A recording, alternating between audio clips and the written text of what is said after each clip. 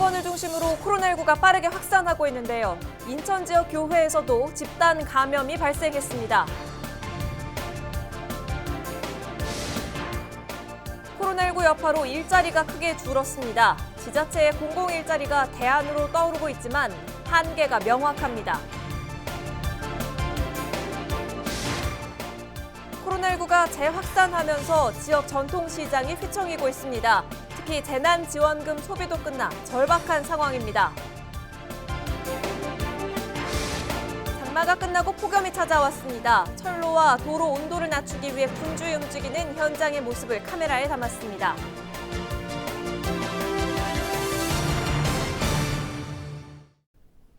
여러분 안녕하십니까? 헬로티비 뉴스입니다. 사랑제일교회 등 교회 모임에서 시작된 코로나19가 수도권을 중심으로 빠르게 확산하고 있는데요. 인천 지역 교회에서도 집단 감염이 발생했습니다. 취재기자와 자세한 이야기 나눠보겠습니다. 이재필 기자, 인천 교회에서도 집단 감염이 발생했는데 지금까지 몇 명이 확진 판정을 받은 거죠? 네, 20일에만 14명의 확진자가 나왔습니다. 20일 오후 6시 기준인데요. 이들은 모두 인천시 남동구의 한 교회 교인들입니다. 앞서 지난 19일 확진 판정을 받은 20대 여성이 있었는데요. 역학조사를 통해 여성과 접촉한 사람들에 대한 검체 검사가 진행됐고 결과 추가 집단 감염이 확인이 된 겁니다. 이들은 지난 16일 교회 소모임을 가졌던 것으로 확인이 됐는데요. 현재 인천시는 이들 교회 교인들과 교회 건물 입주자들에 대해서 전수조사를 실시하고 검체 조사를 진행 중인데요. 이번 집단 감염에 대해 20일 오후 박남춘 인천시장이 긴급 브리핑을 열었습니다. 내용을 직접 한번 들어보시죠. 하지만 이번에 인천에서 최초의 집단 감염이 발생하였듯이 우리 시도 서울, 경기와 같이 대규모 확산이 발생할 가능성이 매우 우려됩니다.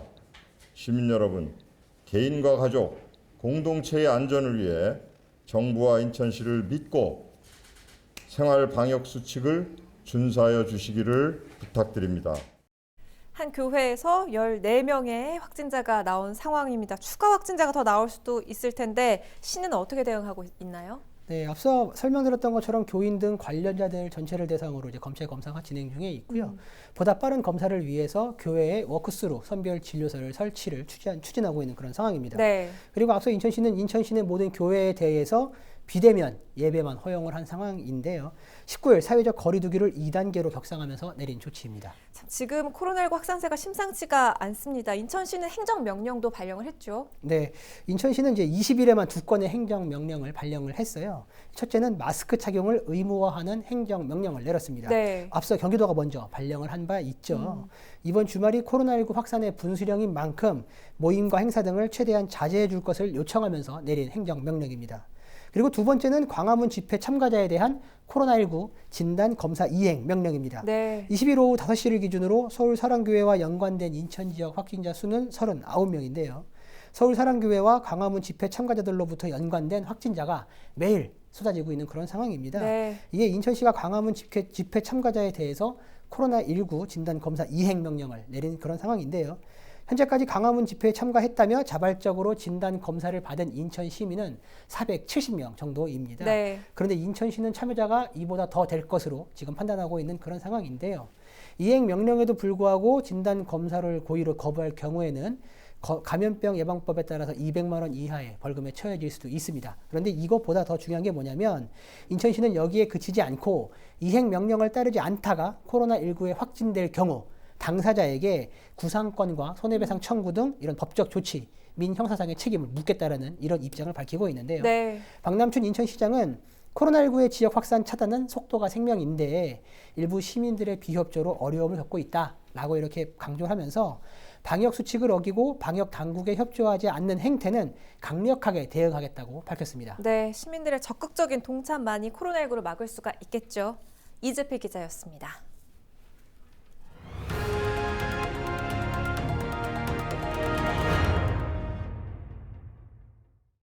최근 코로나19 확진자가 다시 급증하면서 정부가 수도권 지역에 대해 사회적 거리 두기를 2단계로 높이고 방역 조치를 강화했는데요. 이 사회적 거리 두기의 단계는 어떻게 나눠지는지부터 한번 살펴보겠습니다. 2주 동안 하루에 발생하는 신규 확진자 수가 50명 미만이면 1단계, 50명에서 100명 사이면 2단계, 100명 이상이거나 일주일에 2번 이상 확진자 수가 2배로 늘어나면 3단계를 적용합니다. 그렇다면 단계별로 사회적 거리 두기는 어떻게 이루어지는지 확인해 볼까요? 먼저 집합이나 모임, 행사의 경우 1단계일 때는 방역 수칙을 준수하면서 진행할 수 있습니다. 하지만 2단계가 되면 실내에서 50명 이상, 실외에서 100명 이상 모이는 행사 등은 금지됩니다. 3단계까지 격상되면 그 기준이 10명 이상으로 훨씬 엄격해지는데요. 이 스포츠 행사도 1단계일 때는 제한적으로 관중 입장이 가능한데 2단계부터는 무관중으로 경기를 진행해야 하고 3단계가 되면 경기를 열 수가 없습니다. 사람들이 많이 모이는 공공시설이나 민간시설은 어떨까요? 1단계에서는 대부분 운영이 허용되지만 2단계가 되면 제약이 생깁니다. 클럽이나 노래 연습장, PC방 등 고위험 시설로 분류된 12곳은 운영을 중단해야 합니다. 또 그 외의 시설들도 마스크 착용 등 방역 수칙을 준수해야 하고 QR코드 등을 통해서 출입자 명단을 관리해야 합니다. 교육 현장으로 가보죠.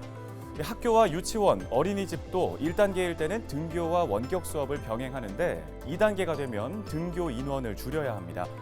3단계까지 격상이 되면 등교 수업은 할 수가 없고요. 원격 수업으로 하거나 휴업을 해야 합니다. 기업도 비슷합니다. 단계가 높아질수록 출근을 분산시켜서 근무 인원을 제한해야 하고 재택근무를 늘려야 합니다. 중앙방역대책본부는 코로나19 확진자가 전국에서 증가하고 있는 만큼 수도권은 물론 아직 1단계에 해당하는 지역 주민들도 2단계 사회적 거리두기 국민 행동지침을 지켜달라고 당부했습니다. 지금까지 사회적 거리두기 단계별 방역 조치에 대해서 살펴봤습니다.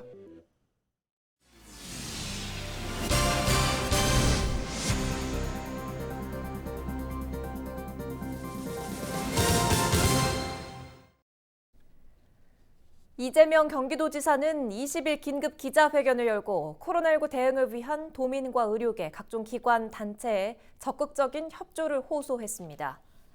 이재명 도지사는 꼭 필요한 경우 외에 가급적 외출이나 타인과의 접촉을 삼갈 것과 마스크를 바르게 착용할 것을 강조했습니다. 이 지사는 최악의 경우 가정 대기자가 발생할 수 있어 이를 위한 인력과 물자를 확충하고 시스템을 서둘러 준비할 계획이라고 밝혔습니다. 또 공공기관과 민간기업, 단체 등에는 각종 시설을 생활치료시설로 전환할 것을 요청하고 의료계에는 긴급 민간의료지원단 참여를 요청했습니다.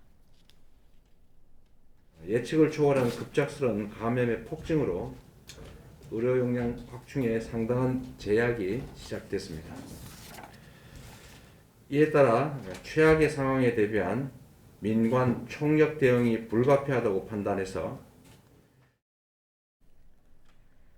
코로나19 여파에 일자리를 구하기가 쉽지 않습니다. 그나마 지자체에서 운영하는 공공 일자리 등이 대안으로 떠오르고 있긴 하지만 대부분 단기 근로에 그치고 있습니다. 이정하 기자가 보도합니다.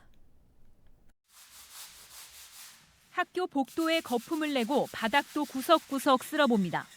지역 내 학교에서 청소를 하는 인천의 한 자활 일자리입니다. 이곳에서 일하는 근로자 대부분은 코로나19 여파에 수개월 동안 일거리가 끊기다시피 하며 어려움을 겪었습니다. 그나마 공공 일자리에서 일할 수 있어 다행이라는 생각입니다. 저희도 코로나 때문에 좀 며칠씩 쉬고 초반에는 그랬었는데 좀 나태해지고 이러니까 좀 안 좋았던 것 같아요. 근데 지금은 그나마 이런 일이라도 있으니까 또 믿고 저희한테 이렇게 해주시니까 너무 좋은 것 같아요. 지난달 전국의 취업자는 2,700만 명으로 전년 같은 기간과 비교해 27만여 명 감소한 반면 실업자는 113만 8천 명으로 4만여 명 증가했습니다. 이렇듯 기업의 채용 자체가 줄어들다 보니 구직자들이 공공일자리로 몰리고 있는 겁니다. 인근 부천의 상황도 다르지 않습니다. 부천의 한 20대 취업준비생은 이달 초부터 지자체 공공일자리에 대한 민원과 상담 업무를 맡고 있습니다. 상반기가 많은 채용 규모 축소로 어려움을 겪고 있습니다. 근무할 수 있다는 것이 큰 희망으로 작용이 되고 있습니다. 코로나19에 일자리를 잃거나 취업이 힘든 지역민들을 위해서 부천에서는 4,500개 공공일자리를 운영하고 있습니다. 이른바 희망부천 4,500. 4,500명 선발에 5,300여 명이 지원할 만큼 인기가 높았습니다. 청소들이라면은 청년층은 사실 공공 일자리에 관심이 없거든요. 근데 청년층의 실업 문제가 얼마나 심각하면 청년층도 1,000명 이상, 25% 정도 신청을 많이 하게 되었습니다. 한 5, 6개월 만이라도 그 실업 상태에서 조금 구제하고 기본 생계를 이어나갈 수 있는 계기를 드릴 수 있어서. 하지만 코로나19가 전국적으로 다시금 재확산하는 시점에서 단기 공공일자리만으로 침체의 늪에 빠진 고용시장을 어디까지 해결할 수 있을지는 여전히 미지수입니다. 헬로티비 뉴스 이정화입니다. 주춤하던 코로나19 확진자가 수도권을 중심으로 다시 크게 늘면서 전통시장도 직격탄을 맞았습니다. 재난지원금으로 다시 살아나는가 싶었는데 코로나가 다시 덮친 데다 재난지원금 소비도 끝나 절박한 상황을 맞고 있습니다. 김호 기자가 상인들을 만나봤습니다. 의정부의 한 전통시장. 점심시간이 다 됐지만 식당엔 빈자리가 수두룩합니다. 얼마 전까지 식사 시간이면 줄을 서야 했지만 지금은 손님을 거의 찾아볼 수 없습니다. 얼마 전까지만 해도 여기 사람이 많았었거든요. 그냥 뭐 사람들이 그냥 기다리고 서 있을 정도로. 근데 뭐 지금 보시다시피 아예 그냥 없잖아요. 아예 없잖아요. 최근 코로나19 재확산으로 손님 발길이 뚝 끊기면서 상인들의 고민이 깊어지고 있습니다. 하루에 10,000원어치 팔기도 어려울 정도로 혹독한 상황에 망연자실입니다. 너무 안 돼요. 사람이 없어요. 하루에 얼마 정도 파세요? 아이고 물어보지도 마세요. 창피해요. 어저께는 돈 18,000원 팔고 들어갔어요. 장사 제대로 할 때는 하루에 5, 60만 원 이렇게 팔거든 제가요. 저 같은 경우에는. 근데 지금은 몇만 원밖에 못 팔아요. 그나마 얼마 전까지 재난지원금으로 매출이 다소 올랐지만 이젠 재난지원금마저 끝나 기댈 곳도 없습니다. 네, 재난지원 카드 나왔을 때는 아무래도 돼지고기 사실 분들도 오시면 이제 소고기 위주로 많이 사가셔가지고 그때 당시에는 소고기가 판매가 많이 됐던 것 같아요. 근데 요즘에는 코로나 때문에 뭐 장사도 너무 안 되고 소매도 안 되고 돼지고기, 소고기 불문하고 이제 너무 장사가 안 돼서. 코로나19 재확산으로 전통시장이 직격탄을 맞으면서 보시는 것처럼 이렇게 문을 닫은 점포들이 속출하고 있습니다.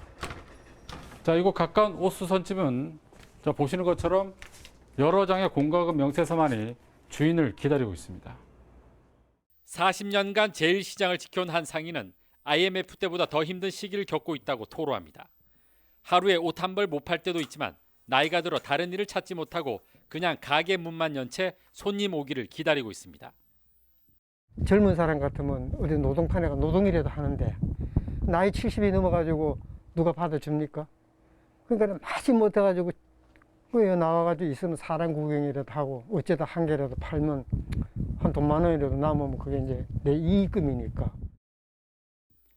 그나마 띄엄띄엄 찾아오는 단골 손님은 가게를 지키는 버팀목이 되고 있습니다.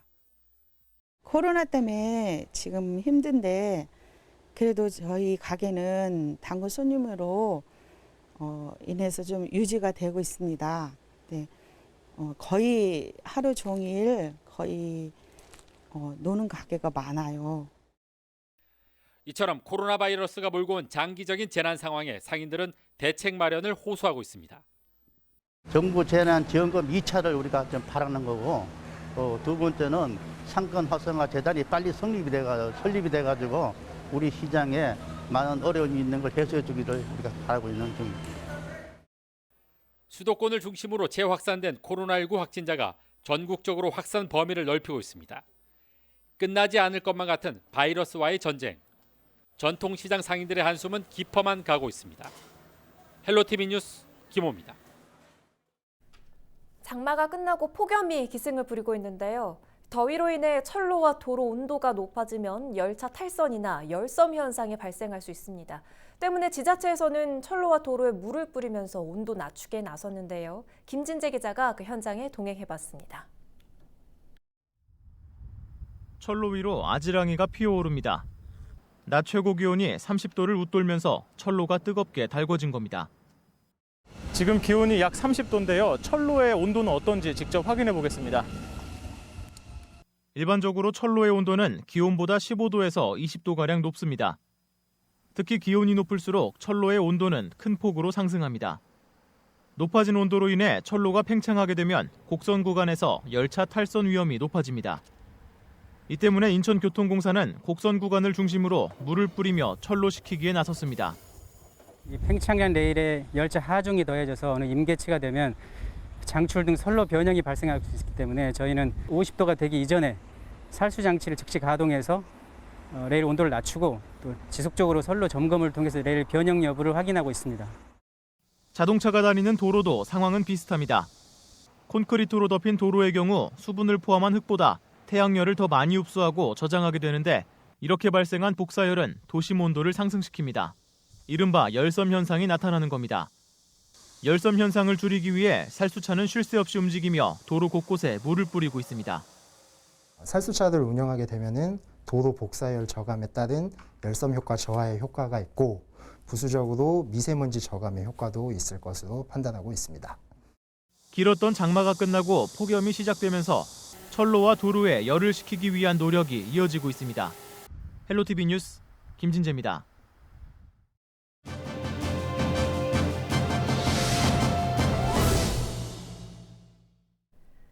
이용범 인천시 의원이 해양환경공단을 인천으로 이전할 것을 촉구하며 국회 앞에서 1인 시위를 펼쳤습니다. 이용범 의원과 전화 연결돼 있습니다. 이야기 나눠보죠. 의원님 반갑습니다. 해양환경공단의 인천시 이전, 이게 꼭 필요한 이유가 뭡니까? 네, 그 필요성은 이렇습니다. 인천은 대한민국의 관문으로 통하는 해양 도시입니다. 예를 들어서 군사적, 영토적, 생태 자원의 가치가 매우 높기도 합니다. 인천이요. 네. 그래서 공공기관이 인천에는 없습니다. 그래서 인천으로 꼭 이전해야 된다는 게 우리 300만 인천 시민들의 생각이고 저의 생각입니다. 그리고 또 하나는요. 해양수산부 산하 공공기관이 16곳이 있는데요. 이 중에 서울에 4곳이 있습니다. 부산은 6곳이나 있습니다. 네. 근데 인천은 해양항만공사 한 곳밖에 없습니다. 그래서 도시균형 발전에도 맞지 않기 때문에 인천으로 꼭 와야 된다는 게 저희들의 생각입니다. 그렇군요. 해양환경공단이 인천시에 들어서게 되면 어떤 좀 기대 효과를 누릴 수가 있을까요? 첫 번째로 보면은요, 공공기관의 효율성을 극대화하기 위해서 아주 좋은 점이 있습니다.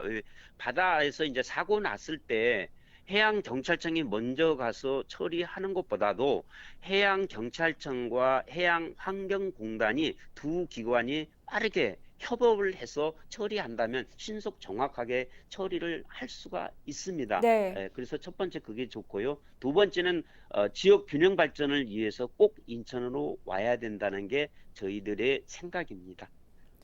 다른 인천시 의원들도 이 의원님의 그 시위에 동참하겠다라는 의사를 전해온 걸로 아는데요. 앞으로는 어떤 계획 갖고 계십니까?